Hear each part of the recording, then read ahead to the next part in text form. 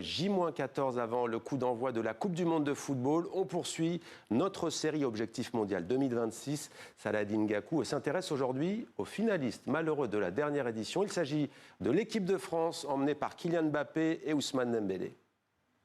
Plus que quelques jours avant le coup d'envoi de la Coupe du Monde de football, on s'intéresse aujourd'hui à l'équipe de France, avec un statut de numéro 1 au classement FIFA avant la compétition, qui va se retrouver avec un groupe largement à sa portée, avec le Sénégal, l'Irak et la Norvège. Une pression énorme pour Kylian Mbappé, le capitaine, mais aussi pour Didier Deschamps, pour sa dernière compétition avec l'équipe de France. Vont-ils parvenir à s'offrir une troisième étoile? La réponse, le 19 juillet. Avant cela, j'ai demandé à Dominique Séverac ce qu'il pensait de cette équipe de France de football. On l'écoute. C'est une génération qui vient pas pour plaisanter.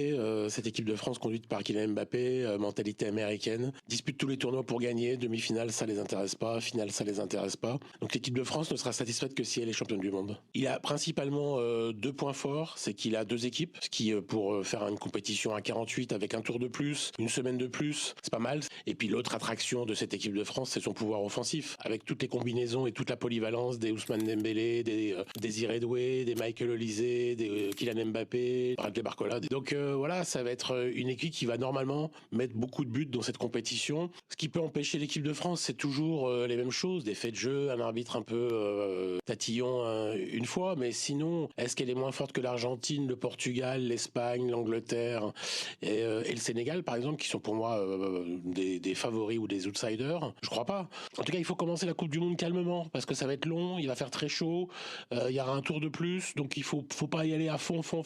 Ça veut pas dire qu'il faut faire exprès de finir troisième. Voilà, mais en tout cas, il y a une montée en puissance à programmer. Mais non, je vois pas trop ce qui peut lui arriver à cette équipe de France. Premier rendez-vous pour l'équipe de France, ça sera le 16 juin du côté de New York face aux Lions de la Teranga du Sénégal.